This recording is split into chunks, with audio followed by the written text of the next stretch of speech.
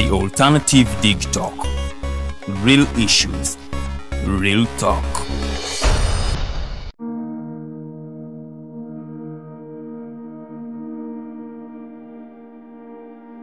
The Uganda National Museum, a place where unforgettable memories are created. Traditions are found and a connection to our Paul is reinforced. It is not only a testimony to the history of our nation, but also impacts knowledge of cultural and natural heritage to the present and future generations for their enjoyment. Through a variety of activities and exhibitions, we gather to discover our traditions and create new ones. The Uganda Museum is our country's cultural icon that makes it accessible for the next generations to come together as our story unfolds and represents the interplay of our country's past and present.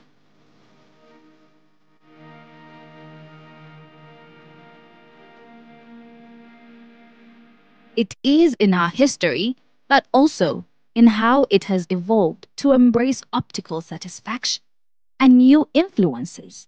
Our identity as a country is not only a moment in time, but also a journey of where we have been, where we are, and where we are going. We invite you to experience the authentic heritage, rich history of Uganda.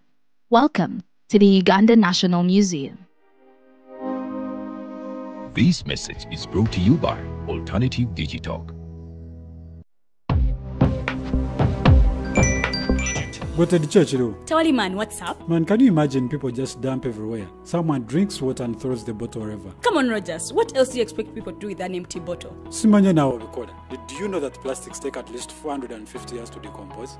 What? That's a long time. Exactly. Because plastics are made out of a lightweight and flexible material that doesn't decompose easily.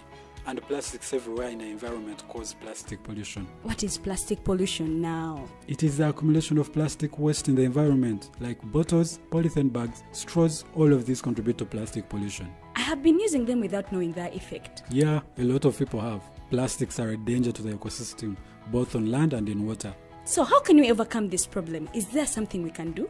Oh yes, we can reduce by minimizing the use of plastics, reuse by repurposing them, or recycle by collecting and processing them into new products. Everyone wants to change the world, but no one wants to change themselves for the world. How about we change our habits for the world? And it starts with me and you. This message is brought to you by Alternative Digital.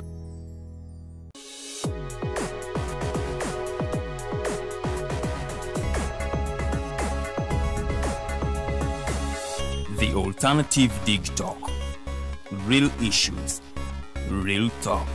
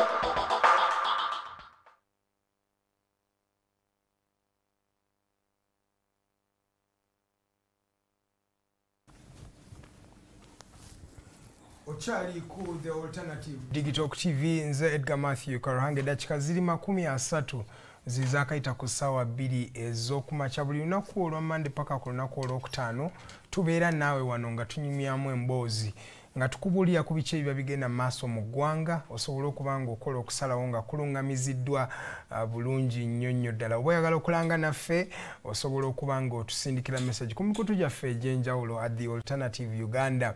Alisobola okuba nga tukulangira tukutegekera book launch oba any events launch, photography, videography, byonna tubikola wano ku Digital TV. So omukolo gwo toguleka tusobola n'oguku live streamingira butereevu n'osobola okuba nga oguweereza abantu bonna abali ebunaayira ne wano mu ggwanga lya Uganda. Nze Edgar Matthew Karuhanga okuba nga nkuweereza buli lunaku olwa Monday. Mukimanyi tubeera ne Bigirwa Moses naye tannaba kuba nga atuuka, naye negatiddwako omwami bamuyita Arnold Anthony Mukose nga ye programs director w'ekifo kino, munnamawulire omukenkufu eyagakola era kati wetwogerera nga agasomesa.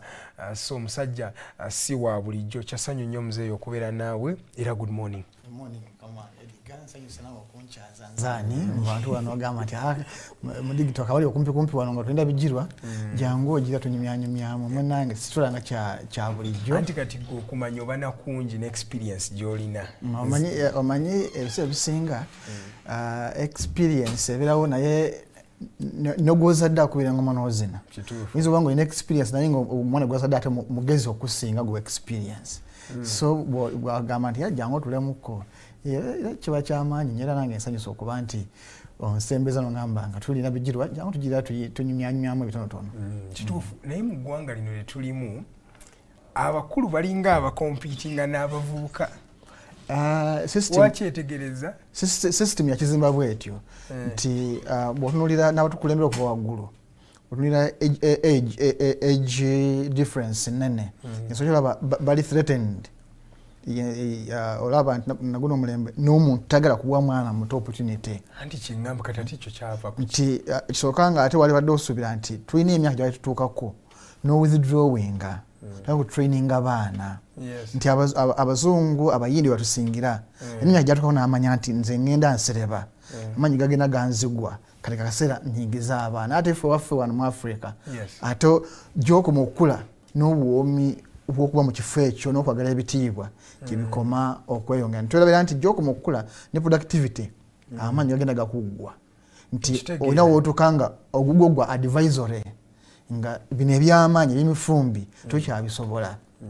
So tulina abazungu tubayigeko ebirungi tuleke kubayigako bibi byokka. In fact ntunuulidde wano Sudhir Ruparelia again mutabani wagenza okuwumula, may his soul rest in peace, nga kumpe buli kimu ye managing director wa Ruparelia group of companies nga byonna bigwera ku Rajiv tuwetaaga laba Sudhir. Fuwano osanga omuddugavu ku myaka 8 nga takiza na mwana we kutula mu ntebe ya CEO. No ati kindi mukulaga tugende tujigo juxtaposing ne story ya Mohan Chiwanuka. Mutabani wa Mohan abadde alina okugenda mu kooti oba family ya Mohan egambe mugambe muzeeyi atukkirize okufa ku byobugagga bye watuuse yeerabira alina ekirwadde tajjasobola ku administeringa bulungi. Wali badde olowooza nti taata yandibadde yayita omwana okumugamba ekintu kino nkikulekedde. Gwe mundowoozayo olowooza kati ekyo tuba tukiraba tutya? How do we think about that? Sometimes naffe abaana oba oliawo nti eriyo abazadde abamu abasembeza abaana baabwe ne naffe abaana naddala abakulidde mu maka nga bali bangala obunani nga bakuliziza nga ba Jaden wa mulembe guno nti tebagala nnyo okukola, tebagala nnyo kakalukana, beebola banti abayagala taata afaddi nze ntwala ebyobugagga. So nti omwana bwatyo bwafuna omukisa ogunyaga obunyazi anyaga. So nti abasajja abamu yayagala okusembeza omwana naye baba bagezi nnyo okutusinga. Atunira omwana n'agamba ono Edgar ajja kuba mwana mulungi naye ate Arnold mubona toyina gwosobola gamba because why would the family sit down etandika okukayana naawe ku lw'obugagga bwo family eyo yonna? Anti kyemugamba mubona toyina gwolabamu kyemugamba ayinza okuba nga alina gwalabamu naye ng'ate bo aba family munda kizigwe baagala nti mwali badako mu family kata nasembeza omwana naye nga tegolaba temukolagana naye nga yalaba ndi vision ye naye yitambuza okutwala mu maaso naye mwenga abaana tenga mwagala munyakule olw'okwa mwagala ebyangungu. So waliwo family politics omo w'omunda gwetasobola kutegeera kubanga omwami atuuse Bigirwa naye nga sinaba kuleka njaba mpulize kyolowooza ku state of the nation. Wawulira President Museveni ku Lwokuna yayogera eri eggwanga n'alitegeeza eggwanga engeri gye litambula mu generally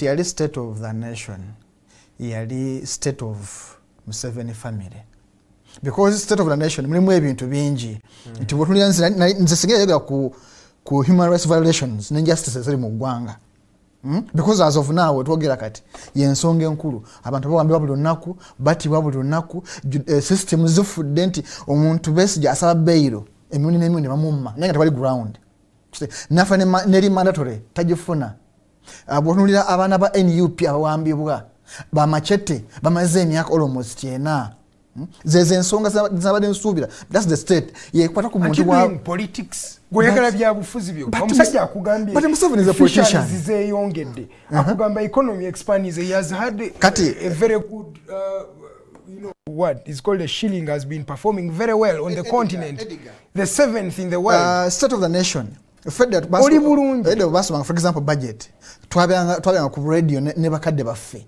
naye nga omanya nti omunyo gwengedde okusinsi bweziti nti ebyale bya mu GDP omuntu wamu tabitegeera state of the nation tosomera bayivu olisoma omuntu wa wansi uzibona bonanga amount inflation rate simanye omuntu abitegeera naye we mugamba nti abaana abawambibwa because your families nga tuzaka attachment nti bongamba nti machete embeeye imbweti abo okuta ku muntu wa bulijjo obotanye okusomesa bwogamba Besigye nti okay kimumiza bail ABC like state bwogamba nti bana byafuzigira mu kawulu naye mugala kukirizibwa okubanga mukuba enkuŋŋaana ebintu ebitandikirwako omuntu byamanya naye bweta technicalities teba state oba oleetedde ba diplomats elites okubanga already ebintu byabamanyi kati ajaisomeddaani bwebanga nze sagitegeera kyebayita state of the nation Edgar. But that's the state. We talk about state. Mulimu ebirungi n'ebibi. That's the state. Bwogera ogamba nti state of digital. Tombulia successes oka. Mbuya mu challenges. Ne prospects. That's the state. Naye bwogera notandika okwewaana. Ewaffe tuli bulungi. Tukola bwetu tukola naye tutubulira nti naye ate ebyenfuna byaffe bifunamu obwezigolo. Oba tuyogere ku state. Eriyo omuntu wabugisha agala okumanya, kyagala okuwulira. Ekimuli ku obulumi bwalina. Because Museveni ina intelligence. Ekubulira nti otubuli otemeretemere zino bomu ezekimpatira ezigera mu ggwanga. Nyagala okola analysis kwanga ka video. Olabanga tewabadde bomu because anyway jakuba rolling charge olala tuyita matema analysis eyo naye utakufuna zokumbulirwa kyogamba omugenya atuuse naye mu evidence olaba nze okutunulira for example katinga eyo video eyo bomu yemunyonyo waliwo abasirikale abakola withdrawal nasooka avaawo bomu neekuba n'alyoka akomawo kyokka ate bw'otunulira owabula nvaako emabega speed kwatambulira n'asooka yimiramu owa taxi teyeekaŋŋanamukko kyokka waali tewaliiwo kitala kimukwata nti oba oli awo nti tosimbula kwegamba olaba mulimu ebituli bingi nga eringa enkolerere alinga bomu gye balingako obulinya gye batajja nayo kwegamba ebintu bingi nnyo kankwerekereze naye nga sinnakuleka leero tucelebrating our heroes obubaka bwo nze sina buzibu nakuba celebrating kubanga buli mugigi bweyako n'abaziza baagwo ne NUP balajja mu bukulembeze olwaleero n'abaziza baayo abaana aba freedom struggle ne PFF webezze ne NT nze ekyo sikinaako buzibu lwakuba nti obisa ebisinga nti abaziza baffe bafiiringi tebayita mu mitendera nti abali genuine tetubatwala nga bazira abatali betutwala nga abazira so nze ndowooza nti si kibi naye engeri gye tubafunamu yerina okusengejja kale neyanziza nnyo ssebo kale katugende tuwumulemu katono wetukomawo tugenda kwogera ku bazira be bayisa abafiiringi. What does this mean? Let's take a short commercial break. The Mighty Drive continues shortly.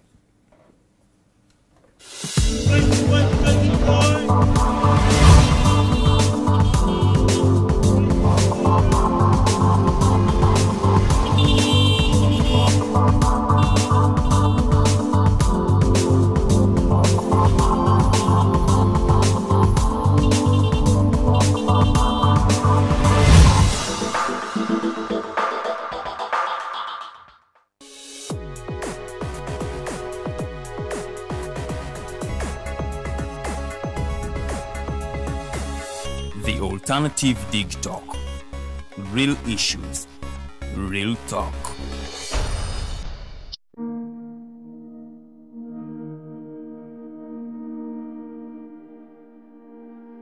The Uganda National Museum, a place where unforgettable memories are created.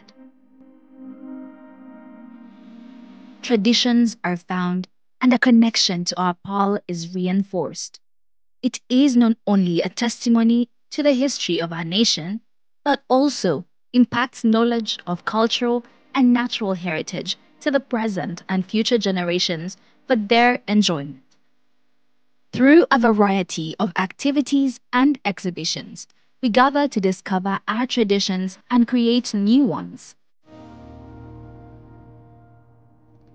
The Uganda Museum is our country's cultural icon that makes it accessible for the next generations to come together as our story unfolds and represents the interplay of our country's past and present.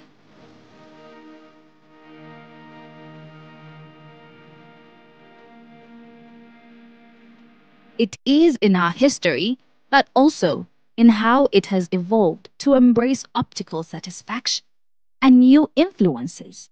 Our identity as a country is not only a moment in time, but also a journey of where we have been, where we are, and where we are going. We invite you to experience the authentic heritage, rich history of Uganda. Welcome to the Uganda National Museum. This message is brought to you by Alternative Digitalk.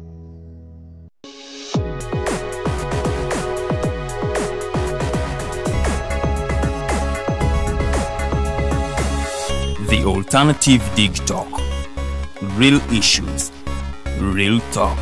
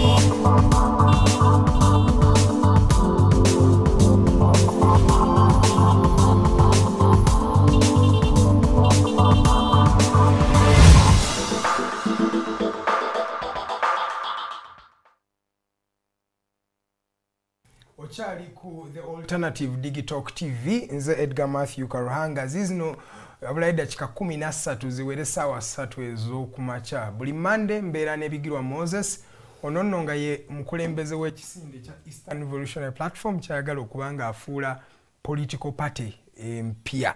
Nsanyusa okubeera naawe ssebo wasuze otya? Nasuze bulungi. Nange nsanyusa okusanga wano. Olwaleero banga public holiday ku makya ga leero. Wali tukimanyi?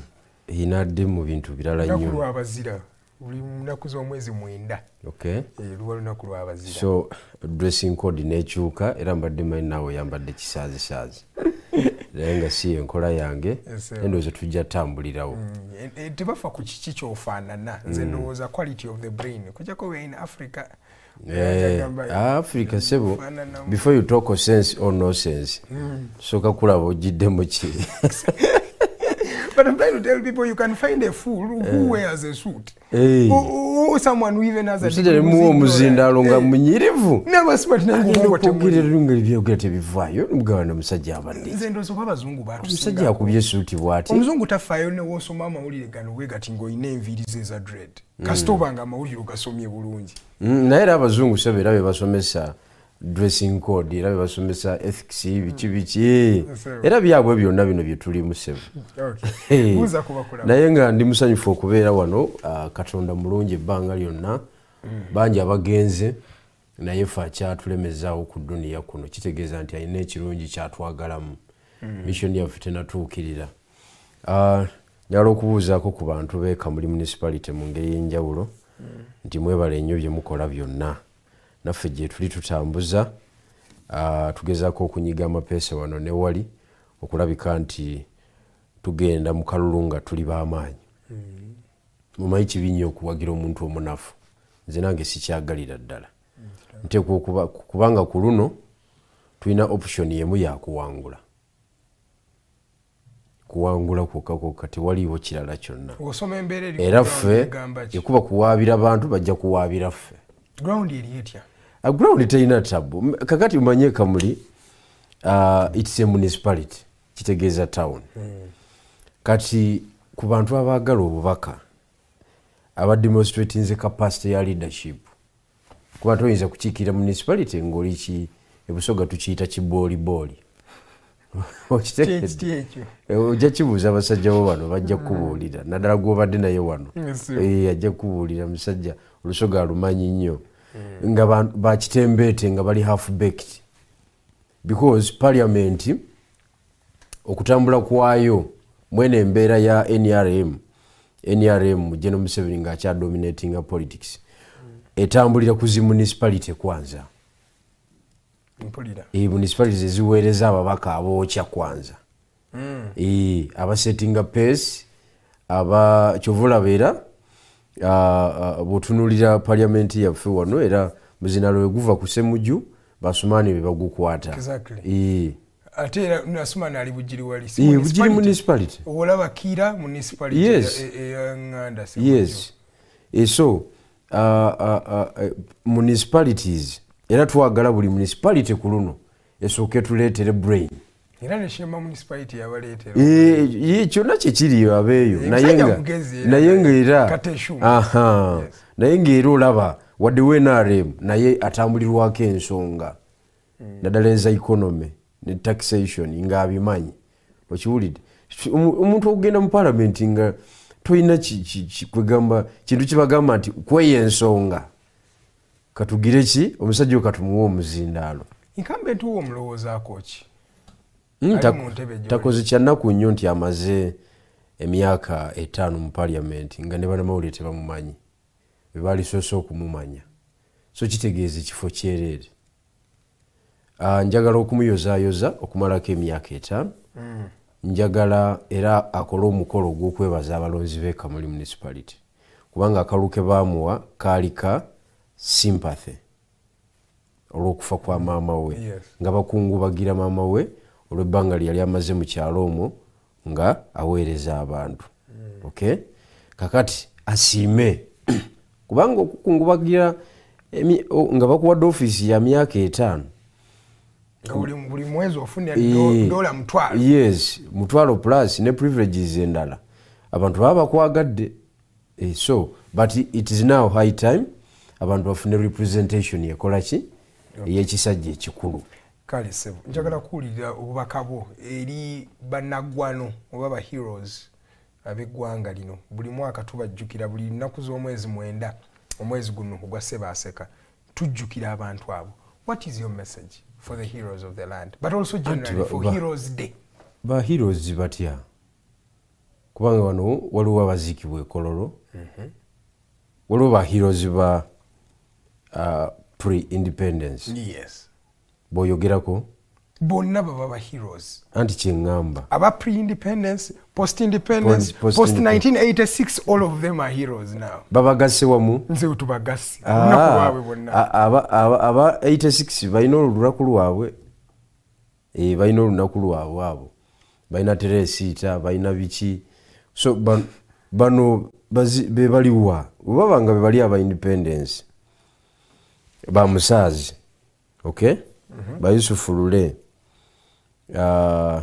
history gwe bawandiika gwe bazanya amanyiddwa bulungi okuteekawo embeera ey'okubiisana n'abazungu Uganda efune obwetwaze bwayo politically, economically, socially n'ebigenderako okay so fe nkuba mwaka faananyi singa fo twaliwo mu kiseera ekyo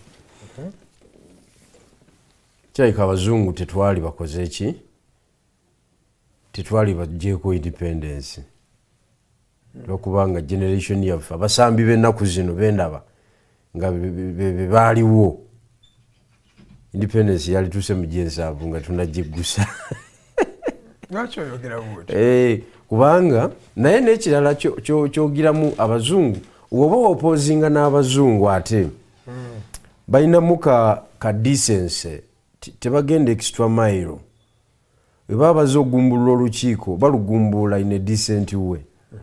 Okay, baba disagreeinga naawe intellectually tebalinga fe baddugavu ku baddugavu omusajja n'omukyalenjinga ku issues za politics economics n'ebisigadde najjayo emundu nakulaga nti akuyisaamu ki sasi bwotaliyewo mali kukwata wetali kukwata ne bakukwata mabuusu. Okay, kati ate bakadde baffe abo challenges ffe zetusaaze bazisanga kubanga ffe tuli muddugavu ku muddugavu olwo lutalo luzibu nnyo ate tuli twawukanyemu luli bali bazungu muzungu ku muddugavu kubanga nze ndowooza independence baatuwampa ebigirwa independence tetwagirwaniranga Uganda bagituweera ku silver plate really no sema abasajja bateekawo embeera abasajja ba Tanzania bali mu majimaji abe Kenya bali mu Mau. These guys were dying. They were in refugee camps. Yes. They were burying their brothers every day. Uganda wameka balwana. Wano wasangibwa system ya leadership. Ngeri were organized. Kitu ne bashiba kwasa. Ngeri were organized. Naye waliwo abapushinga abatekawo pressure. Sibu Mutesa bamutwala mu Ekizairo. Mwatano 1951 ya 555. Sebu ezo nazo zaali ntalo za independence nejjukira taata we yali jjajjaawe yabawandikira abazungu okujjawa okiwulidde kakati independence tebagabulanga bule olwokuba waaliwo ekisooka waaliwo wave ng'etandise yes ku lukalu lwa Africa exactly after the end of Second World War kubanga abaddugavu abagenda mu Second World War Idi Amin baani bavaayo bafunye motivation abala bava Ghana abala Nigeria Tanzania bavaayo bafunye motivation nti tuddeyo tukuba obusajja buno exactly kubanga balabanga buzungu nabo bufa omanye abazungu abo bayaye nnyo mu kuzooka baali bataddewo embeera nga balinga abaganda n'okufa tebakola kati bagenda okulaba nabo bafa bafuna challenge eza humanity nebisigadde ne bagamba nedda sebo busajja tebujja sigala nga butukulembera tubadde tutoba nabo muki. A story is told that Museveni yasooka ogenda Mozambique yavaayo n'emboozi ng'anyumya engeri gye yali ayina omuzungu gwe yali aggyewo ng'ajja yeewaana mu maaso ga Boniface nga bagamba eyo nange nafunye omuzungu bano bantu ba bulijjo bano nabo bantu bulijjo batukangira bwereere. Why do you say abazira ba post 1986 lwaki toyagala kubajaguza oba lwaki obaawudde ku bazira no kati abazira ba post 1986 bayina engeri gye bawambamu space ne bagijjamu abantu abalala ne baagala okurabinga off history owa Uganda ne baagala otulaga nti history atandikidde mu 86 kyovulaba waliwo n'okucelebratinga amagye nga kuva mu 1981 tarehe 6 okiwulidde ekitali kituufu okiwulidde amagye gaaliwo abazungu balekawo amagye. I think what they are saying is that there were problems then. Boy bajja ne bakwata even now there are problems. No, but at least there is what they call peace and stability. Even M7 yadacho tugenda kyogera mu State of the Nation nti mu downplaying nnyo the ability for you to drive ate gosiba ovuga ekiro n'ovuga okuva ekamuli okuva ku ssaawa 8 n'otuuka wano e Kampala ku digito ku ssaawa 11. Museveni agamba you people downplay it. A few years ago you would not do that. Kati ovuga border to border at any time. That's stability. But that is that it is a world order. mulimu ebintu kati ebyo But why then do you give it the world order? Why don't you give the achievement to Museveni? Why do you give it to the world order then? Yeah, Kenya tojivuga. Ghana tojivuga. Somalia tojivuga. Anti Somalia tumanye ebizibu byayo. Exactly, ebyali ebizibu byetwalina.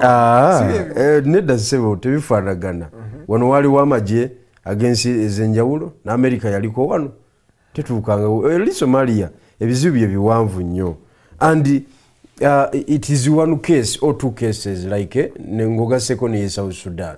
Nti bakatandika butandise eggwanga, you know, tebali bayivu okiwulidde.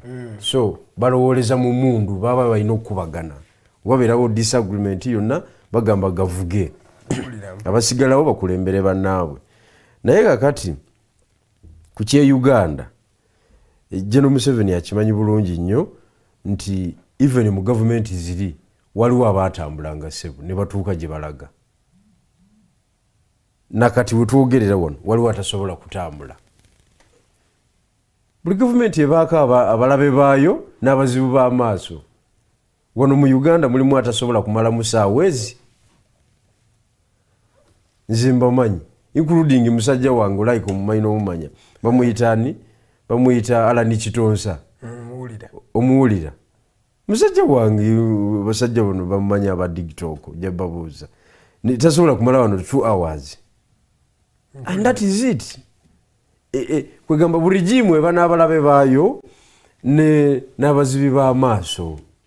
Kakati eno government nga yagudde abagikutta abalala basobola okuteekawo embeera ne bakulaga nti ate ono talina kyeyakolayo wadde n'ekimu. Naye nga balina kyeyakola. Why wouldn't you say omusajja nga Salim Saleh ku vita zaalwanye gwozimanyiiko ne bato zaayiseemu zonna basajja nga Bassam Magara abasajja abaayiwa omusayi gwabwe okubanga mufuna stability gye muyina. Lwaki oba mu lulimi olwamu olwovuuka lwaki bayisaamu eggaali? Nedda kiri bwe kiti Basalimu Saleh mundu yali ebakakatako.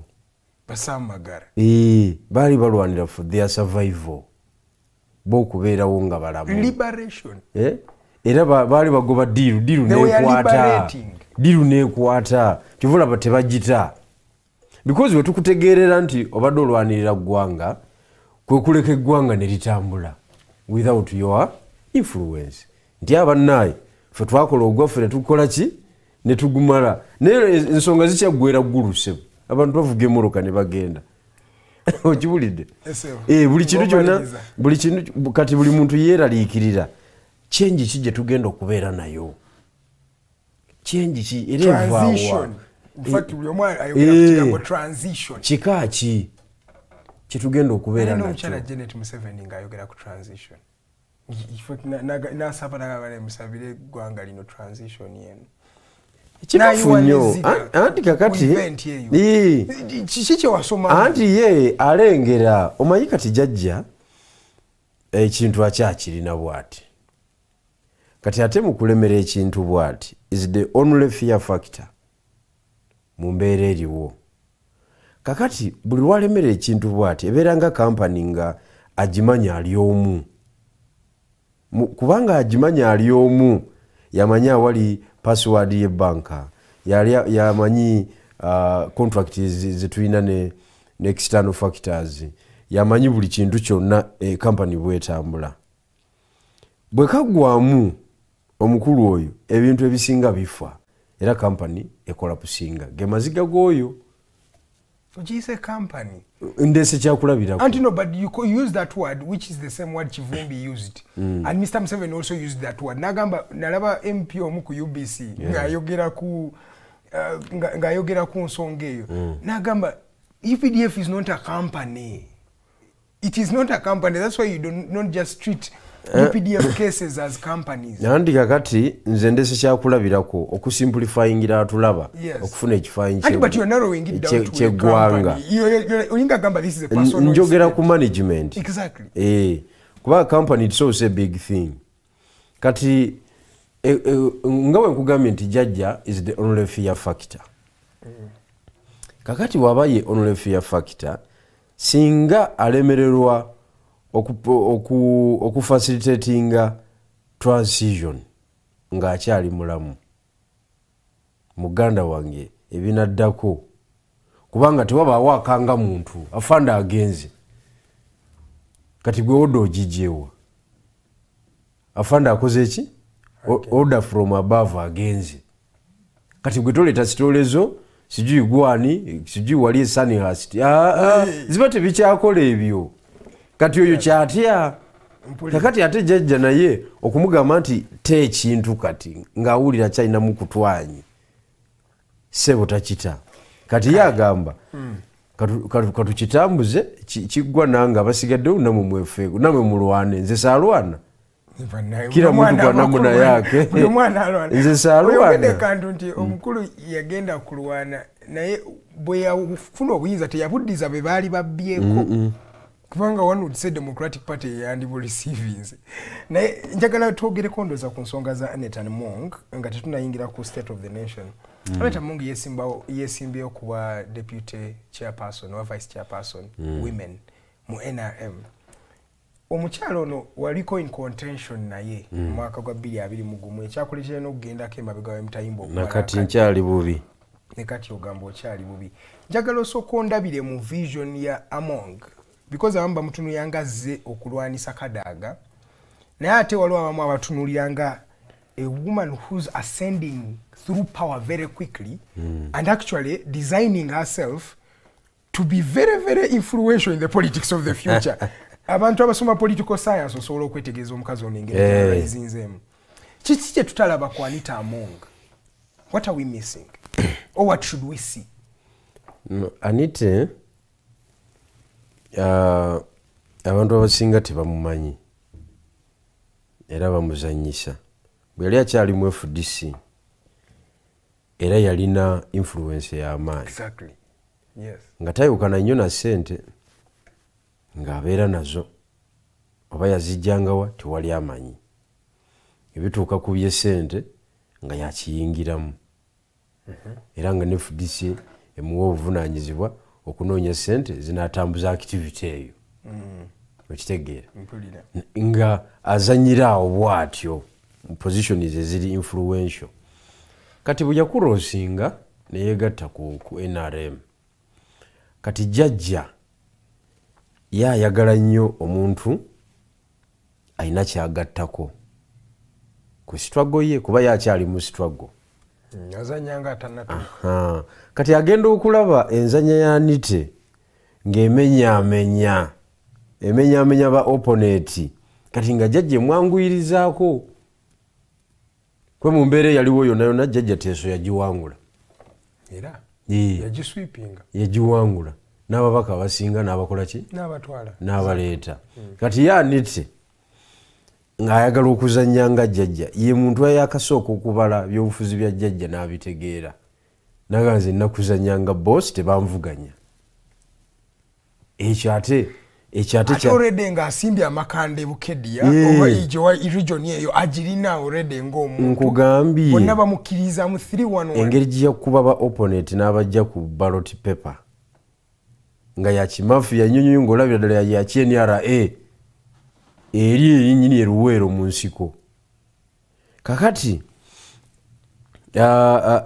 bwe yazannya bw'atyo jjajja n'apiikinga interest naye jjukira akola ebyo nga amaze emyaka 5 nga is an independent MP naye ng'azanya ne jjajja direct era nga amukolera omulimu gwa kumenyaamenya yamenya bangi awo because enzanya yeringa ya jjajja yennyini ata ekyesente si nsonga that's a fact ate omugaati aguta ne gukirira muki era ekyo kyewogera yes kubanga jjajja yatuuka ekiseera n'aba n'ebyokulwanyisa bya mirundi ebiri omukono oguweweera ogubalamu ne iron fist okitegedde kati oli n'abikoppa naga akasente kankasolooze wano olya oba tolya ndya maama ndya eyensonga ngeggwa bw'owaganyala nga ffe babigirwa Moses nga iron fist ekola ki evaayo kakati enzanya eyo jjajja yali ajagadde nnyo era n'amuwa empowerment nakalaba waliwo Habibu Nkugambye amenya. It was the same. Ndaba nono omwami abadde akola ku parliament.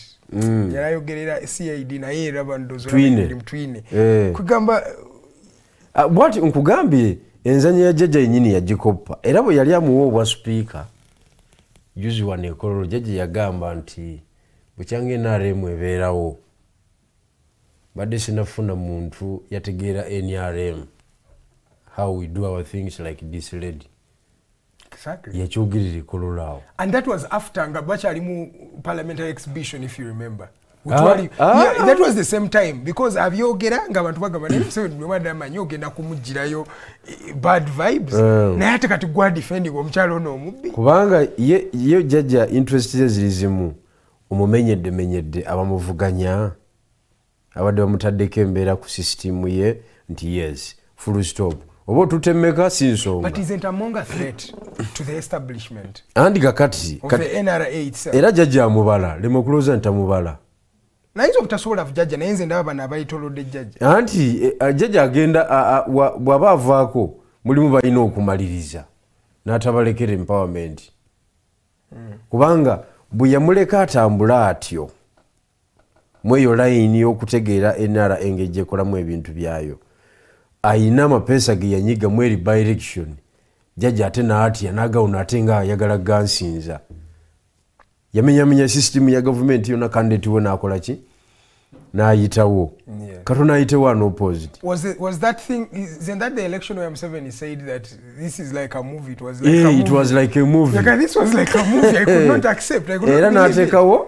Natekawo commission of inquiry ku nsonga eyo wadde teyatuwa mawulire naye olaba nga alina action gye yatekinga kati alabika bamusololeza intelligence yonna eyakirimu ne bamumuwa n'ateeka ku fayiro awo kati yamwekengerera amwekengera okiwulidde tayinza muleka ng'ali empowered nga yagenda okubiisana ne jjajja baayagala nze manyi time ye bweneeba etuuse ey'okumumenyaamenya jjajja ajja mukola ki kusente zaafunye omukyala alina sente power kati agirina tanasuuka jjajja my friend. Of course tanasuuka jjajja naye nga akasente tanasuuka jjajja. I saw her donating $1 billion to a cancer run. Anti $1 billion jukira ina network Museveni yazikisa milioni 10 oli yazikisa milioni 10 anti kakati epesa lya sente lyamaanyi okusinga emundu mweno era gye tukola ki gye tulimu ebyamasasi tebikyakola omuntu alina okuleetawo esente awo abantu bafuna akamwenyumwenyu kuki ku maaso niwe oba oyagala kuyuwa lukiiko kati olwaleero bw'oleeta amaanyi luyinza obutaluyuwa naye ate bw'olusulamu emiliyoni 2 awo nga zakugabana luyiika kitegeera ng'ensonga z'amongo so tumutunulire tutya so amongo najja ng'abala ebintu mu NRM nga ebitambula.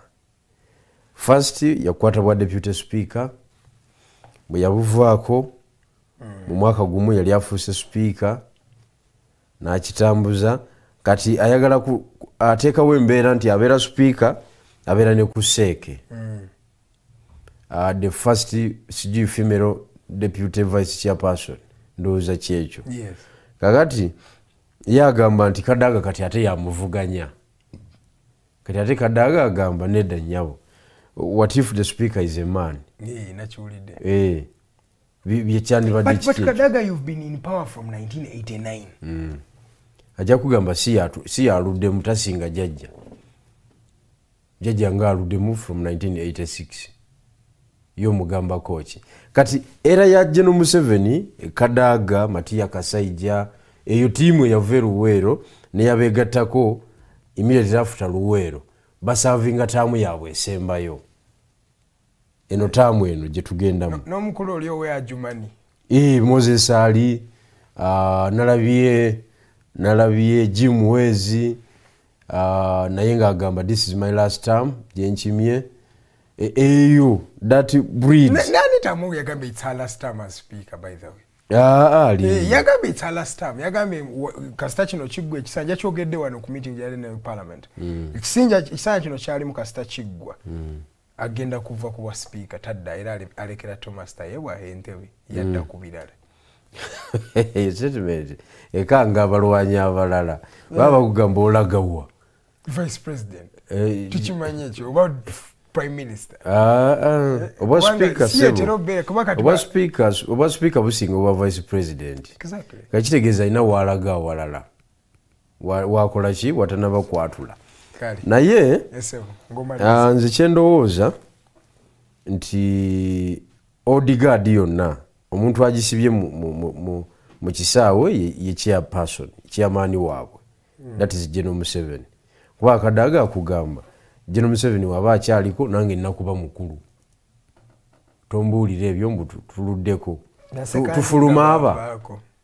tufuluma babiri kale edakika ziri 13 zezakayita ku ssaawa 2:03 ez'okumakya tuli mu ssaawa yaffe esembayo eno bagiyita the mighty drive buli lunaku olwa Monday embeera n'ebigirwa Moses ono nga yesenkulu w'ekisinde ekya Eastern Revolutionary Platform katugeddeko mu kwogera kwa president yayogedde eri eggwanga ku lunaku olwokuna omulundi ogwasookedde ddala okubanga media houses ez'enjawulo tebaazikkirizaamu awo in fact UBC yadde esinga okuweereza eno program butereevu yayogedde ku nsonga nnyingi ezigenda maaso mu ggwanga wadde nga ya paintings omuzungu kyayita a rather rosy picture yayogedde ku bigenda bulungi yatandise ne security n'agamba mbu eggwanga lirimu general security wuli wamu n'agamba osobola okutambula okuva ku boda emu n'endala n'otuuka wonna w'oyagala okuba ng'otuuka n'agamba police force ISO UPDF bonna bali mu kugarantinga the safety of Uganda n'agamba waliyo obuntu obutono obubadde buspilling nga buyingira mu ggwanga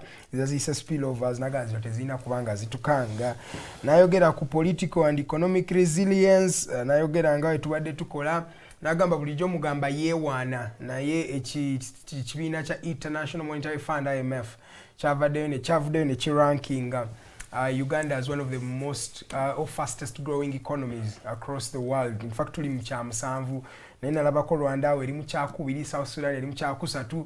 So how effective are these ratings really? What do they mean? Yakyogeddeko n'ayogera ku ECOP engeri gye tuli mu kubanga tuzimba pipeline eyo.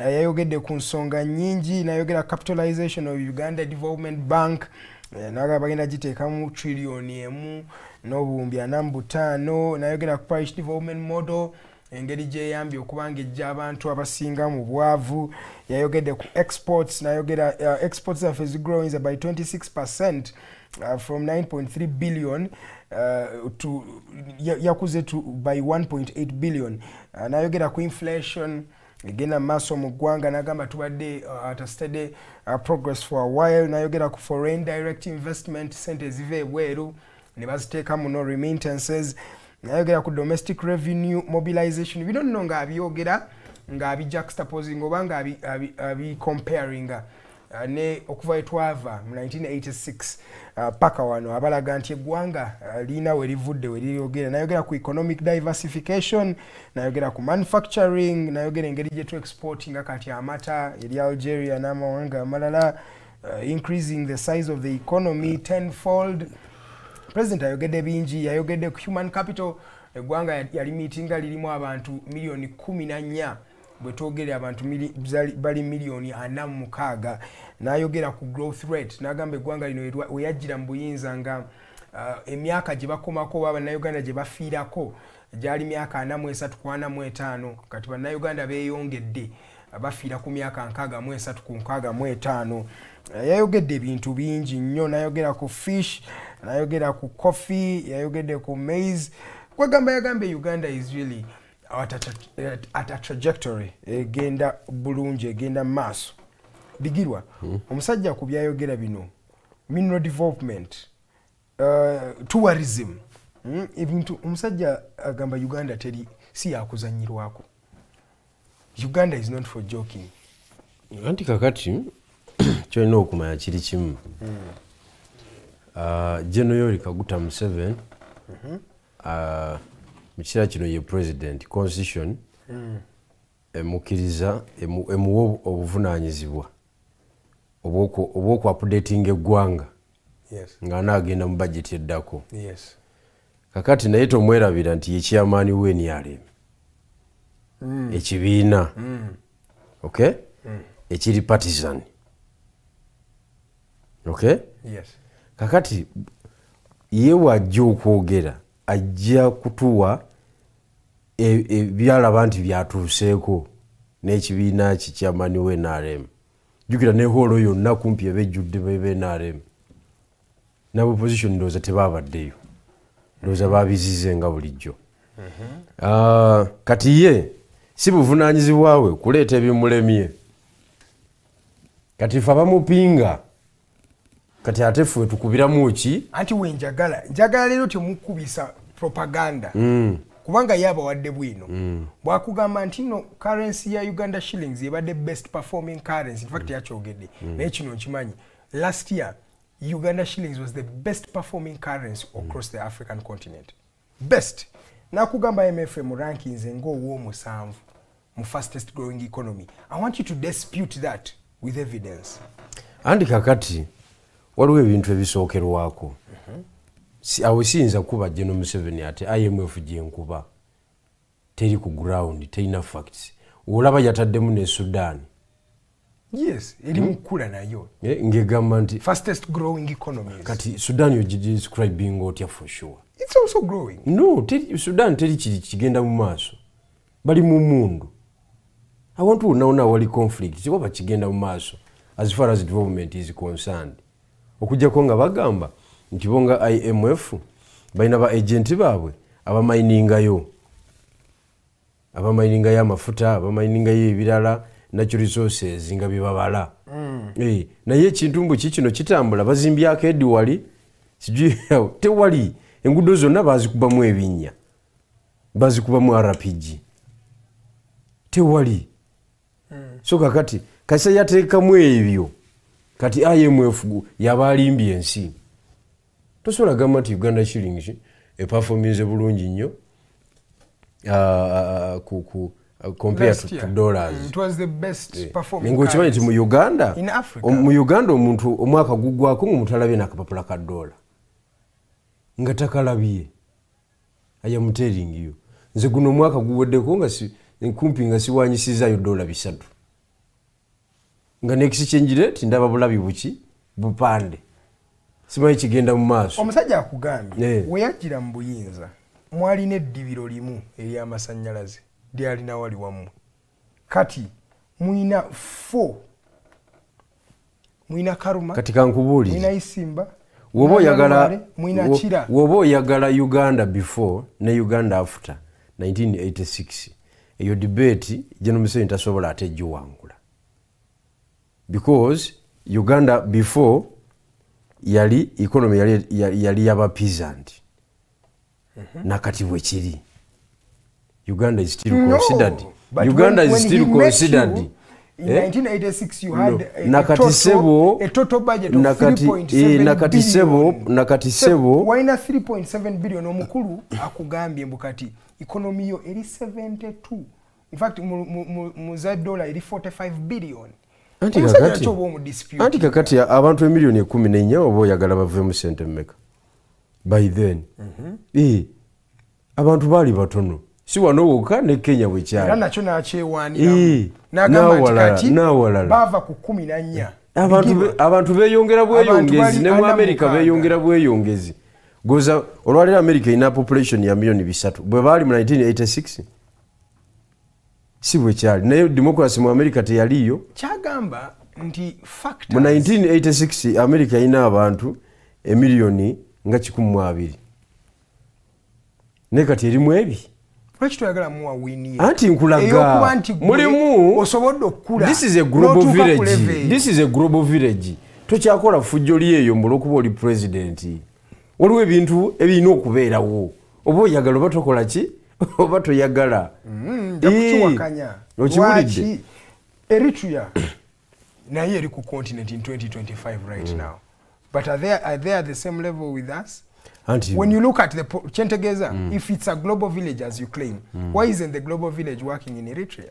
Anti kakati ojja kusanga mu Eritrea nga nayo waliyo abalaba amatobuta sebo gye bali nga balaba matabuta ge galiwo ba beneficiaries ba system zonna ezibeerawo gye balisewo nga tubagambira ku gavumenti eriko niwe beerawo abali ku misinde abamu tulina beeno emakinde bajjudde n'abalitulya okiwulire bakola n'ezikyaki balubuulira ne ku kkubo enjiri yaabwe baddukayo ewaabwe naye era ojja kusanga waliwo bannayuganda abali mu nsi endala era nga nabo bakugamba ekiri e Uganda kisa kinegula kisobola nakuddayo nga nabo bangi kati ensi bwetyo bwetambula factors zonna tezisobola kufavoringa abantu bonna naye mbadde nkugamba nti before 1986 Uganda yali ya bulimi nakati era obulimi bukyatwala percentage ennene okiwulidde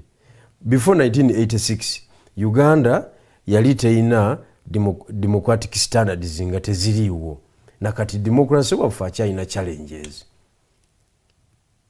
akawulu tekasobola tegekebwa ne kaggwa mazima na bwenkanya omuntu owokusatu bamuleeta n'akulyako wini ng'adde nambezi namba 3 nga yeesize eki just sente na influence ebyo byaliwo ebyo jjajja byennyini byeyalwanirira okutereeza bikyamulemye okola ki okujjawo kati ate byeyongera bweyongezi omusajja okujjako nze ndowooza tuli mu kifuula political bakugamba literacy rate yo eri ku 80% kati abantu basomye at least ku bantu 10 bosanga 8 bayiseemukko mu ssomero in a semblance whatever the quality of education is. Why don't you first give him his flowers? Anti kati mu education toyinza teekamu kagambo whatever the quality mu education because that is knowledge, academic knowledge eteekwa kuba uniform. Kati wabeerawo abafuna substandard, abalala bafuna quality, okiwulidde, abalala bafuna medium, sebu oba ogudde gwa providing a service ye. Yeah, ne US waliyo private schools ne public. Naye public school ozimanyi ziba zimalayo sebu, ziba zimalayo. Kakati ekyo tokyogera nakyogera, ekyo kyo kikyamulema. Engalo zino tezienkana. Ekyo kikyamulemye. Do you expect a society where everybody is equal? Anti ekiteesaawo government, okay, kwe kutuusa abantu, kwe kutuusa service ku bantu abatasobola gyetuusaako. Waliwo service nga eri uniform, toyina bwogiyawulamu wadde oli mugagga wadde oli mwavu, okitegeera. Kati nze essomero linasomerako primary lyazimbwa 1945 Namulicha primary school. Naye kasita UPE yabiyingiramu bwe pa ne ligwa. Naye nga twatambulanga kilomita 4 ku 5 lituukako mu buto bwaffe bwe twalimu kilomita 4 ku 5 ng'omanya nti ogenda tambula kilomita 10 olunaku. Ne tujja education ey'amaanyi era kwe tuyimiridde kati wakyasobola kuvaawo bigirwa omulala mu myaka 15 mu maaso. As we talk today, the same school, same school. Tiwakyasobola kuvaawo magogo mulala. Kyone magogo yasomera. Yali awo. Ne basajja bange abalala batakola mawulire bangi nnyo mwe bali mu badokita baani. And it produced, I think, one of the brilliant guys because Magogo was one of the most brilliant kids. Magogo is a brain. Nemu myaka gye nyini. I think he was the best student in the country. Is a brain Magogo. Tolowooza nti wa bulijjo si wa bulijjo. To what extent is Museveni says you call him a dictator? And in his words, he says, we won't be a dictator, maybe I'm a good dictator. Does this show that Mr. Museveni is a rather good dictator? No, he's a hybrid. He's a hybrid. Abuza. Aina constitution, aina n'omukono ogw'ekyuma. Okitegedde? Kati abuliza. Lwakuba nti ffe ababiisana naye tugenda ate ne tubeera ne tukola ebintu ebimuwa credit. Okitegeera? Yes, ne tugamba nti omusajja dictator ate nga tugagawalira ku mulembe gwe. Tuflyinga in, tuflyinga out. Exactly. Okitegedde? Twambala ebipale ebimpi. Kakati ffe tumuwe ekifaananyi mwasobola okuwera defense ey'amaanyi.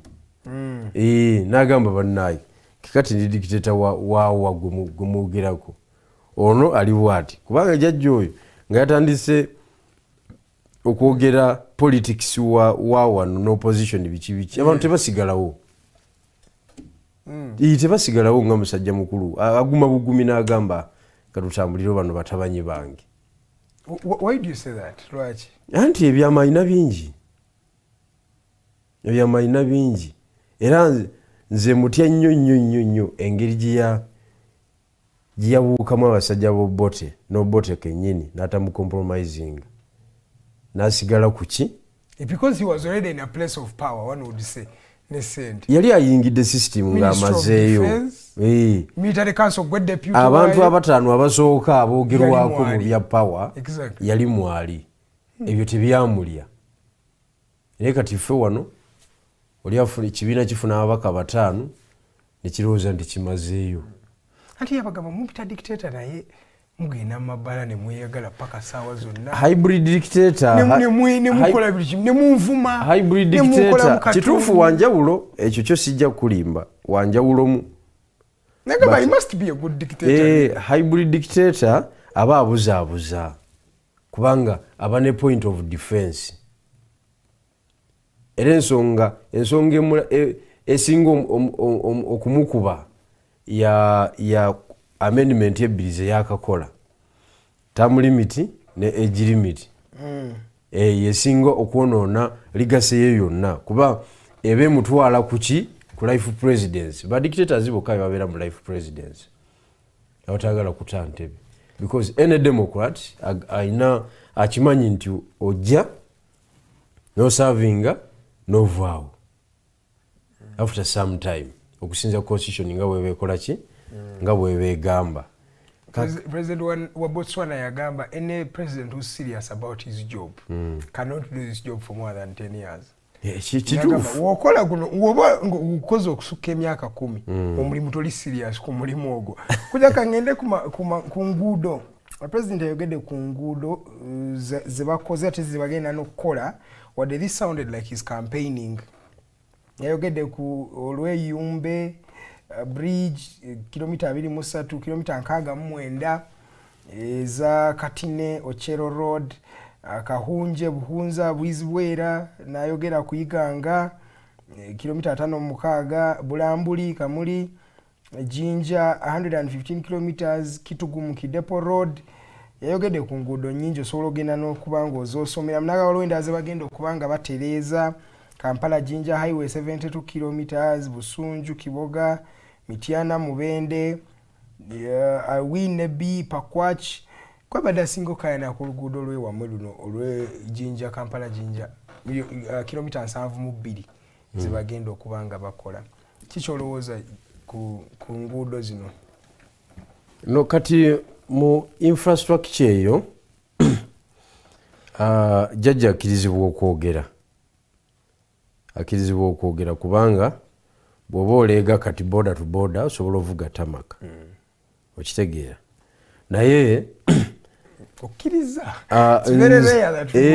kati nze mba mukubira mu time kijja abikoleddemu nti kuba kuzaala mwana amuzadde akaddiye obudde bwaffe buli bwonna yabutuliira yali kuki okitegeera waliwo infrastructure gye twali tulina okulaba awo mu 2005 bino byonna bye tuliko olwaleero byali badde bya 2005 oba 21 kuba yali amaze okunywera mu kintu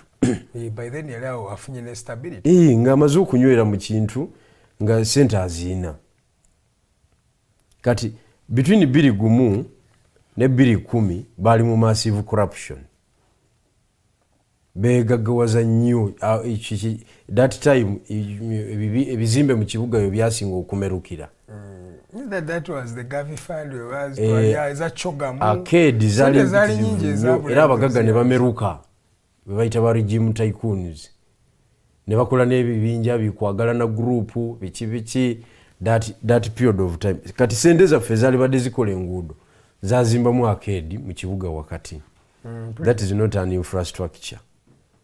Okay? Yes, kakati sawa zino ze tuliko twalibadde tuli ku bintu birala nnyo nga tuli ku feeder roads ezifeedinga highways fe kubo lyaffe ery'ejjinja nakati tukyali banja the express highway nakati tukyali banja kubanga ffe tulowooza nti lyerisinga amakulu mu ggwanga tewaliwo kubo ddala lisinga ekkubo eryo makulu naye tetunaba kuliraba wadde okulabayo tulakita emu eyiikuula tenaba kukola ki tenaba kulabika ate nga parliament yakipepeta dda nga kadaaga akyali mu ntebe n'ekimaliriza okukikonfaminga naye kakati sebo kati byakwogerera bwogerezi kusabirako bululu so enguudo yesi weziri ayina zakoze eki zakozeeko naye tugenda ku quality kuba ffe tuba tulina okupepeteera sente zaffe nnyingi nnyo kuba bakugamba esente zikola kilomita 5 ku luguudo lwa Uganda zikola kilomita 10 ku luguudo lw'e Rwanda okay ate zikola kilomita 8 ku luguudo lwawa lw'e Kenya sente zikola kilomita 5 wano enguudo zaffe wano za bbeeyimu sente zikola kilomita 5 wano e Uganda zikola kilomita 12 e Tanzania kiba kitegeeza nti level of corruption eri wano n'okuinflatinga procurement procedures nebinaagenderako biyitirivu nnyo. I think luno oluguudo wano buli kilomita luno lutuli wano lwerukuli buli kilomita yali ya buwumbi busatu mu milioni ezigwamu nga 7 something like 3.7 billion. That's like $1 million per kilometer. Sente ngaziba nnyo. Kakati a kilometer? Just a kilometer kati zili kilometer nga 10 okuva wali Makindye paka okutuuka mu Nyonyo roundabout. Yes. Zili kilometer nga 8 10. Yes. Naye n'olaba sente ezo $10 million. Okitegeera mu kilomita 7 ku 8.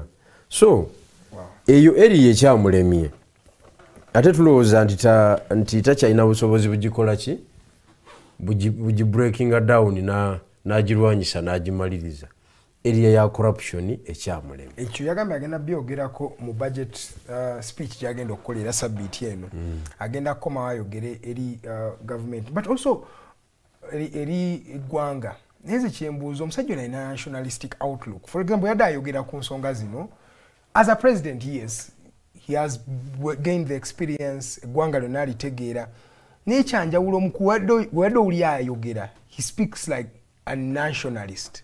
Wetutunulira abana abasajja abaagala obuyinza oba tunulira abasinga teboogera nga ggwanga togenda wulira nga ayogera ku nsonga ng'ez'ekoboko oba ez'eburahya abasinga tuba twetooloolera wano kikyoyogera ku that nationalistic semblance of the NRM and Mr. Museveni. Ye gino Museveni buli dakiika banakifaananyi kinene si musiru tomugeragera ne bano abopposition bannaffe abalala abamanyi e Kampala wokka okiwulidde kati wano osanga omuntu nga tamanyi lutindo lw'ejjinja bwe lufaanana olupya naye nga kugamba Museveni agenda tumutwala ku luno nga tamanyi lutindo lw'ejjinja lufaanana lutya kati lutamaguzi tamanyi lutindo lw'ejjinja lufaanana lutya okubye sikubye nkubuulira abakulembeze boolina okiwulidde abantu tebamanyi bonna half of parliament ababaka aba opposition if not 90% tebamanyi kaluma tebatuukanga no tebamanyi nti waliwo ne barracks. How can you take power when you don't know that a is country? it. That is it. Kati ekyo kyengugambye nti ye jjajja buli dakiika abanaki n'ekifaananyi ekinene ne omusajja ono omugamba ababba mazima bba tutunule neteekateeka yaffe. Dr. Besigye yali azimbye obusobozi obw'eggwanga ng'alina netiwaaka buli mu nsonda yaki ya Uganda wadde nga Karamoja era yamulema okukola ki okapukyalinga obulungi naye olaba nga yali azimbye infrastructure eri ng'ogenda kukoboko ojafuna at least omubaka eggulu gyali etteeso gyali buli mu sub-region nga mwali ne Mwankole yali ayingira kuba yayingira ne Francis Mwijuki Ebunyolo nga naye akola ki ne wano mu Buganda wamukaluubiriza nnyo naye nawe yamala na penetrating. So yali azimbye that capacity. Kati bwa breaking it down opposition eno gye twazzaawo gye twazimba eno ate ekozesa theory ya music. Ekozesa theory ya music. Mu music bw'ofulumya oluyimba okumanya nti olufulumiza ng'ekampala lukutte. Kasi okuba kye bayita hit ekampala kasaluba mu debate za radio, TV, buli TV njiraba ina programu ebyabayimbi okola analysis ku music kikomaawo. Awasigadde oba ogenzeeyo batogenzeeyo tebikukwatako. Kati bwe buzibu bwe tulina. Bebuzibu bwe tulina. Omuntu agenda n'alowooza nti embeera gy'awangaliramu ku kitebe ky'ekibiina era y'embeera y'emu n'owena mayingo bw'alowooza. Kumbe owena mayingo ali ku birala nnyo. Bamugobye ku nnyanja, akasimu alina kaakatooki, tekaliko na muliro. Okitegedde? Kwega tamayina kiddako. Naye nga gw'olowooza by'oliko naye byaliko. Fana monge ada akyogerako kino ekintu yesterday nti abayimbi muli wano muleta buyimbi naye bino si bya abayimbi nga Museveni ayogera bino si bya kuyimba. I think that's naye adalinga billitolinga but this is the mode, one would say the generational mode of politics. There was a time in the generation of Museveni where people were fighting with guns, right? Now it's not a generation of guns, it's a generation of Gen Zs. So the tool that Gen Zs have is their voice. So aren't you just belittling the efforts that one would say they are the generational efforts? Kwanga tunuli abayimbi abali mu parliament kati abayimbi abogera ku nsonga z'abanna Uganda. It's the trend. We okawe basobola oyisa eddoboozi lyabwe tebagenda sobola kwata mundu. Tewali wanafuyiza muyimbi yenna. But uliwoleeta policies ezikola mu music. Nozireeta zitambuze politics, my friend. Oba otumaze kuba mu music temuba reasoning. Mu music wa fire base. Oba Lion Island yerese luyimba lwamaanyi lutya kiba kiyimba. Tomunyumiza. And that is it. Kiba kitegeeza diplomacy tekola mu music ebeera hooliganism buli dakiika. Kati ate politics alimu ebintu bingi. Koseze ekigambo hooliganism. Ati kasonga amatize tutolina ky'oluŋŋamba. Gumanyi ute kyenkugamba oba naawe kikutaasa. You become a hooligan. Tuyagala na kuwuliriza. Because politics ali complicated. Talina definition yankalakalira. Omanyi omwagala disqualifying abantu. That's why you bring in those words. No. Hooliganism. Nati kyenkugamba. Let's look at the management of our political parties, including the leading political party. The National Unity Platform. Yes. Yalemererwa ensonga ezi. Biri nnyo ate nga za nsonga. Maintaining the focus and maintaining stability. What is our main focus? Who is the enemy? Mutuba tufocusingako. Ogenda okulaba nga efforts eziriyo zonna za self destruction. Kakati oyinza okungamba nti oli mu business oba toli. You failed to maintain stability within.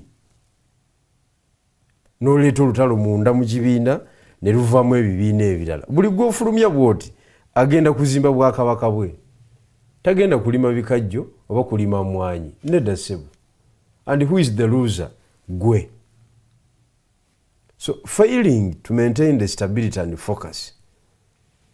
General Museveni afuuse champion. Exactly. It looks like because if you are divided, abafunamu mweyo division. Ye beneficiary wa confusion. Kuba kati omugezi w'ekibiina nga mufumbiro juzi namulaba nga asinzidde ali ku press conference nga olukongolo olw'okusiba abantu alutadde ku Abedi Bwanika ne Nempuga. Then focus yaabwe kitegeeza ya shifting from General Museveni gwe tumanyi nti yasiba bali kubanga oteeka mu mpuuga that means oba olinga amugjeeko oli oba omugjeeko olukongolo. Kale nzikiriza nsooke nsome ku mateeka amajja. Bannayuganda tetulanye okwagala kusoma mateeka naye wali amateeka amapya president ge yataddeko omukono era etwogera kati gaafuukidde ddala amateeka gaali mabago kati gaafuuse mateeka. The Building Substances Bill 2022, Information and Communications Bill 2023, the Magistrates Courts Amendment Bill 2025, the Workers' Compensation Bill 2024, Amendment Bill for the Universities and Other Tertiary Institutions, the Curriculum Assessment and Admissions Bill, Uganda Intelligence Service Policy Framework Bill, Principles for Drafting the Unclaimed Financial Assets Bill, Annual Microeconomic and Fiscal Performance Bill, Annual Budget Performance, National Budget Framework, Public Procurement and Disposal. Kanono gonna mateeka agagenda okuwanga gafuga eggwanga lino erya Uganda. Principles for the amendment of the motor vehicle insurance, development of the National Agriculture Financing Policy, half-year macroeconomic and fiscal performance report, ministerial policy statements for financial 26 and 2027, development of the national insurance policy, mwenna buli muntu mu ggwanga ng'ali insured, annual budget estimates, appropriation bill, reports on public debt, loans, grants and guarantees, income tax amendment, exercise duty, stamp duty, byonna amateeka nno mangi. Naye ate gano galinga agali mu kulambika enkola ennungi naddala mu ministries ez'enjawulo. Olowooza kisebo? No, anti kakati obuzibu bwe tulina bw'ababaka baffe. Ababaka baffe kubanga bwe bakolaga amateeka. Tewaliwo wala gakolebwa. Naye oyinza okubuuza omubaka muyisiza biiru mmeka guno omwaka nga tamanyiyo wadde ezo okuggyako ezikoze ennyo amawulire. UPDF amendment. Yes. Nga zamanyi. Naye nga nazo bw'omutwala mu details nga nazo takola ki? Etteeka lyonna ligenda okuyita ng'abalonzi abaakusindika mu parliament wabalaatinga dda nti tuli ku kino mubadde mugamba mutya. Kuba gwe mulimu. Naddala ku taxation kati abantu balina okubeera serious. Kati nze ndaba abasajja ba revenue bakonkona amaduuka. Kati bali ku ground kwennyini. Bazinoonya. Yes, that's true. Bakonkona amaduuka balina butaaga obulaga URA biki kwega balinga abawooza bennyini bali abawoozanga obutale. Kakati ebabanga bali kweyo level amateeka gonna aga taxation omusuubuzi w'ekamuli ateekwa okuba nga agamanyi. Ani amutegeeza mubaka gwe yakola ki? Gwe yalonda. Ndikati omusolo gweyongedde. Waliwo omusolo gavumenti gwe yagguddewo omupya guli bweguti ne bweguti. Era tugenda gusolooza. Otuuke ku dduuka ly'omuntu ng'ali aweya. Kubanga URA is an enforcing agency. Eteekisa mu nkola. Naye byeteeka mu nkola biivaawa mu parliament. Mpulira. So kati ogenda okulaba nga biru ezo zonna tetuzimanyi. Naye bannayuganda nti bamanyi generally mateeka tetwagala kusoma. What extent can we say nedda ssebo. It is us. Kati nze kankubuulire nze bwe naagenda mu parliament mungu nga nsaasidde abantu ne bannonda buli teeka lyonna lyetukubaganyako ebirowoozo mu parliament njadde kubangako raale ku ground. Ijja kuba na campaign mode. Anti kakati era kikuyamba emirundi ebiri okusigala ngo ocommunicatinga n'abantu ate ng'oba informinze ku kigenda mu maaso. Tewali wenjogerera wano mu Uganda yonna temulimu mubaka akuba lukiiko nga ze kunnyonnyola bigenda mu maaso. Taliiwo. Ogamba mu parliament bino bye bigenda mu maaso. Bino bye bigenda mu maaso mubadde mugamba mutya. Niwe bawa ssente okugenda oba consulting nga tebatera kuddayo. Okitegeera. Andi awo wennyini awo ebyobufuzi ebifiiridde. Ne bibanga tebikyali bya issues bya ani asinze ensawo ennene. Webifiiridde. Kubaze nze nabeerera omuto ng'omubaka yali atukiikirira ebuyende eyo nga agamba nti nzija n'alaalika ne balaalika wiiki namba abakulembeze ab'ebyalo ne bakuŋŋaana ab'amagomba ne bakuŋŋaana ku ggombola lyagenda okubeerako MP n'afumba piraawo abantu ne bamulya n'ayogera essaawa 3 ate rozoogera annyonnyola asooka n'ayogera ku petipeti issues ez'ekitundu n'aleeta ne issues ezaki ezigenda mu maaso mu parliament nzinabirabako esigwe banayita bampaana owa Seggirinya Kyagulanyi yali mukuziika Seggirinya n'agamba yakola politics ono owa bampaane Kyagulanyi yali tamanyi Kyagulanyi yali tamanyi oli yali legislator yennyini kubanga kati amateeka gaago gagenda kunyigiriza baani oba kale kukola ku baani si ku muntu wa wansi kati ate baba batyanga tebamanyi nze buli birutegeza wona akola bampaane si bampaane toleetewo oyo taba bampaane oba otuukiriza rooroyo as a people's representative kubanga abantu balina okumanya parliament eri ku peegi ki naye amateeka ne gayita nga tetumanyi kati zizo biru ziringa mu 15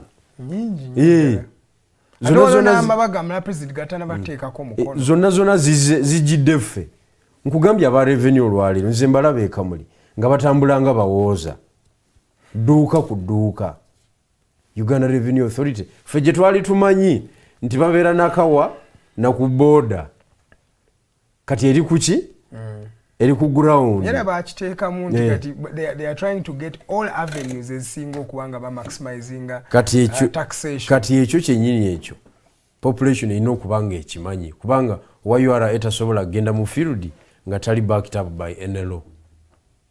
That law is enacted by parliament. Kati omulimo guli eri mubaka okuinforminga abantu nti kino bwe mulaba omukungu w'NRM twakikolere YURA twakiyisize teeka kati bazisolooza ku level eno n'abantu ne bakuwa ebirowoozo byabwe naye twakoowa amateeka okukolebwanga nga temuli participation ya wananchi. Kati mu statement president yagenda otuwa budget reading biki byoyagala ayogereko mu ndabayo byandibadde ateekako essira siri muwabuzi wa president muganda wange ensonga eziruma bannakamulizo ziriwa zebaboogerako nze ensonga zendaba kati ensonga ziri political zonna biri ebisigadde temuli makulu nga tonakwansalinga naliko ne kunaije era nangamba kyeki munagamba naye buli we mujja okumbuuza ebibuuzo temubuuza ku nkulaakulana ya ggwanga but it's always politics. When can we talk about things that are not politics? Maybe to talk about service delivery, talk about issues. That is a politics video in bitukako. If the question of politics is not answered, then there is no any other question that can stand. No way. Because byonna byetwogerako bisimuka mu kintu eki mu political management. Ebyogerako byonna service delivery what logologo byonna ebyo biva mu bana byabufuzi babikola era juzi waliwo nali ebuyende eyo nengwa mu munaddiini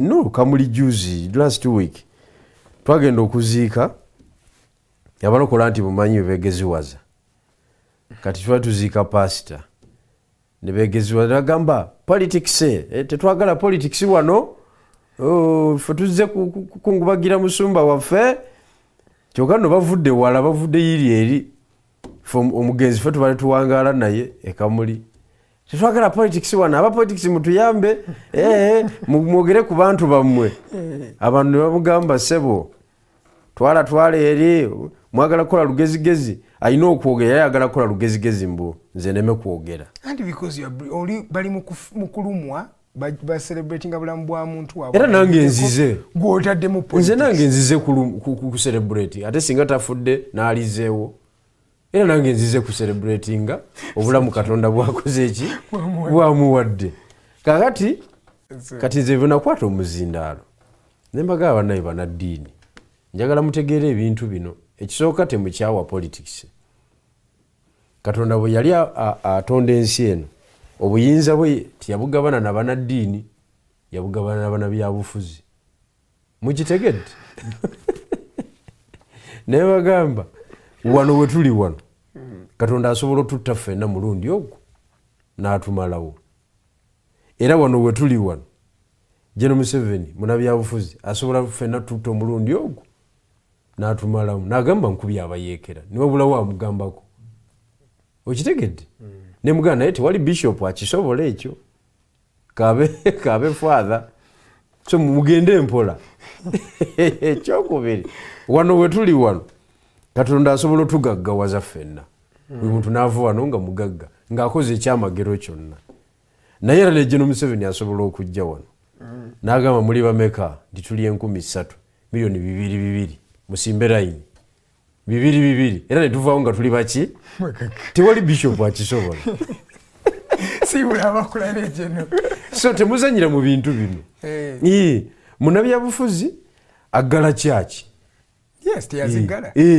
Kagame wali Rwanda webale nnyo ne mugamba munabyabufuzi aggala kyaki n'omuzikiti n'osabira ewuwo maganduula okiwulidde so temukyankalanya kintu kino just okwongerako ako president yabuuza recently ng'abuuza aba Buganda that ani yakyusa kabaka ebitiibwa okuva ku his highness to his majesty ife abaleeta obwakabaka nga tetumanyi and that is the power of politics at the end of the day it's we the political actors his majesty ife abamuleeta tulina okumanya okitegedde so njala okutegeeza nti buli lwoyogera ku kintu kyonna omaliriza okomyewo mu politics ensi zonna ezimazeeyo zasooka kusolvinga problemu eyo nti the political question is answered by constitutional frameworks. Constitution egamba ki bwetine otandikira wano okoma wano. Yes sir. Otandikira wano okoma wano. Kati Trump ne bwayagala atya tayinza kudda nga president wa America. Obama we yali avaako bamubuuza nti wali agadde okusigala nti ne bwe naali agadde ntya. N'akalulu sobola okawangula nkyali w'amaanyi but constitution ya America tenzikiriza. Exactly. That is answering the political question of that particular state of a country. Kati ffe wano tukyastruggolinga bino byonna era tunabitereza mu maaso eyo era ebimu ku bye tuvunaana jjajja byatakoze. Yes sir. Ly'eggwanga okubanga liri ku auto drive lyetwala nga constitution esobola oliguidinga muntu n'ava mu kifo by constitution mulala n'akikwata ekyoba president ekyo kasa kimulemye ebisigaddewo tutwalirizemu butwaliriza paka lwanaakola ki musibe bulungi basebo ne banyabo abantu b'Ekamuli municipality mbajjukiza obuvunaanyizibwa bwe mulina obw'okulonda omubaka owa parliament omutuufu ku mulundi guno. Nsaba mukkirize tutambuze ekintu kino tusobole okukulaakulanya ekintu kyaffe. Mumpe obuvunaanyizibwa obwo nze musajja wammwe General Bigirwa Moses. Kale tweyanziza nnyo Bigirwa, mbadde wasanya okukukyaza olunaku luno olwaleero ne buli Monday. Njagala okutegeeza n'abalabi baffe nti olunaku lwange nange olusembyeyo okubanga mpeereza Digitalk TV. It is my last day as a servant at Digitalk TV. It has been an honor serving you for the last 4 years. It's been an honor really serving Digitalk TV for the last 4 years. I've learned, I've grown, and I've really got to interact with many of you. It has been a privilege for me as an individual and on behalf of my family. On behalf of myself, on behalf of my family, I want to say thank you so much for the opportunity to serve you. And of course, I'm going to continue serving the country, but somewhere else. It has been a privilege. Thank you to my show hosts, my co-hosts, my producers, and my viewers, especially you. Thank you so much for tuning in every morning, every day, every evening here at Digitalk TV. It has been an honor for me. Thank you so much. I feel highly sad, but indeed, it's a time for transition. I'll see you again somewhere else, but thank you so much for tuning in. And on behalf of myself, once again, my family, and everybody, thank you so much. Good morning, Uganda. kiwedde.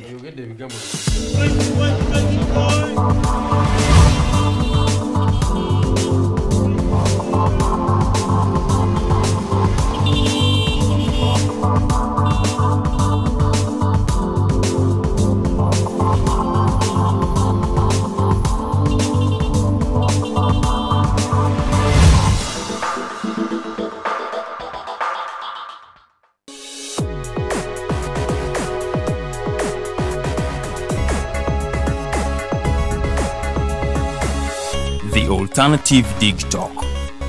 Real issues, real talk.